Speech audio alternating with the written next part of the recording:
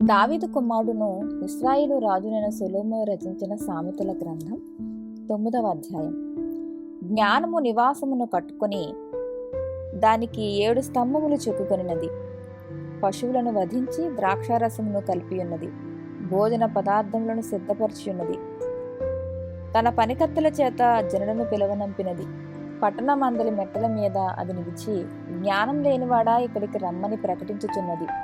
తెలివి లేని వారితో అది ఇట్లనుచున్నది, వచ్చి నేను సిద్ధపరిచిన ఆహారమును భుజించుడి, నేను కలిపిన ద్రాక్షరసమును పానము చేయుడి. ఇక జ్ఞానం లేని వారై ఉండక బ్రతుకుడి, తెలివి కలుగచేయు మార్గములో చక్కగా నడువుడి. అపహాసకులకు బుద్ధి చెప్పువాడు తనకే నింద తెచ్చుకొనును. భక్తిహీనులను గద్దించువానికి అవమానమే కలుగును. అపహాసకుని గద్దింపకము, గర్జించిన నెల వాడు నిన్ను ద్వేషించును. జ్ఞానము గలవారిని గద్దింపగా వాడు నిన్ను ప్రేమించును.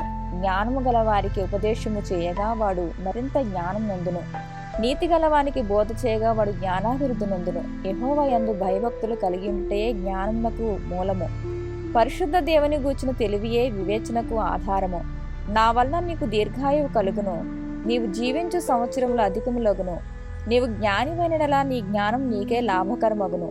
నీవు అపహసించినలా దాన్ని నీవే భరింపవలను. బుద్ధిహీనత అనున్నది బొబ్బలు పెట్టున్నది, అది కాముకురాలు, దానికి ఏమీ తెలివిలేదు. అది తన ఇంటి వాకిట కూర్చుండును, ఊరి రాజవీధుల్లో పీఠం మీద కూర్చుండును. ఆ దారిని పోవారిని చూచి, తమ త్రోవను చక్కగా వెళ్ళువారిని చూచి, జ్ఞానం లేనివాడా ఇక్కడికి రమ్మని వారిని పిలుచును.